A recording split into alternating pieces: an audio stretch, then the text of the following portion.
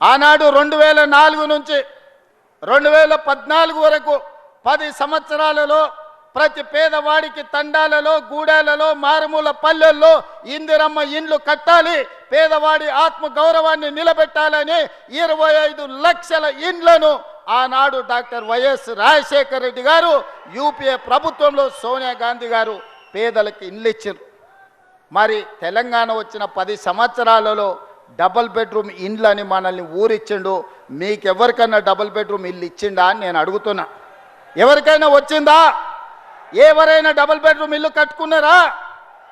కానీ ప్రజాపాలన కాంగ్రెస్ పార్టీ అధికారంలోకి వచ్చిన మరుక్షణం మీ అభిమాన నాయకుడు పొంగులేటి శ్రీనివాసరెడ్డి గారి శాఖలో గృహ నిర్మాణ శాఖను పునరుద్ధరించి ఆనాటి ప్రభుత్వం రద్దు చేస్తే బీఆర్ఎస్ వాళ్ళు పేదోడి మీద కుట్ర చేసి పేదవాడికి ఇల్లు ఉండొద్దు, పేదవాడు ఎప్పుడు అడుక్క తినేటట్లనే ఉండాలి, వాళ్ళ మోచేతి నీళ్లు తాగాలి అన్నట్టుగా వ్యవహరిస్తే మీ అభిమాన నాయకుడు పొంగులేటి శ్రీనివాసరెడ్డి గారు గృహ నిర్మాణ శాఖ మంత్రిగా బాధ్యతలు చేపట్టి ఈరోజు మొదటి సంవత్సరంలోనే పేదవాళ్లకు ఇందిరమ్మ ఇల్లు ఇవ్వాలని 4.5 లక్షల ఇండ్లు, ప్రతి నియోజకవర్గానికి 3,500 ఇందిరమ్మ ఇండ్లు, ప్రతి పేదవాడికి ఇల్లు అనుమతి వస్తే 5 లక్షల రూపాయలు ఉచితంగా ఇవ్వాలని ఆ పథకాన్ని మీ జిల్లాలోనే, ఖమ్మం జిల్లాలోనే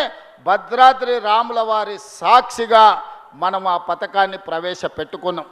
గృహ ప్రవేశాలు కూడా మళ్ళీ ఇక్కడనే వచ్చినాం.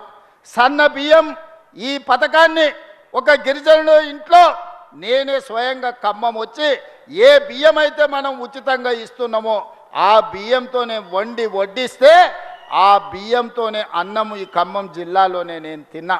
ఈరోజు ఈ ఖమ్మం జిల్లాలో ఇచ్చిన ఇందిరమ్మ ఇండ్ల గృహ ప్రవేశానికి పేదవాళ్ళ కళ్ళల్లో ఆనందం చూడడానికి వచ్చి మొదటి సంవత్సరంలోనే 4.5 లక్షల ఇండ్లు పేదవాళ్లకు అందుబాటులోకి తీసుకొచ్చినాం.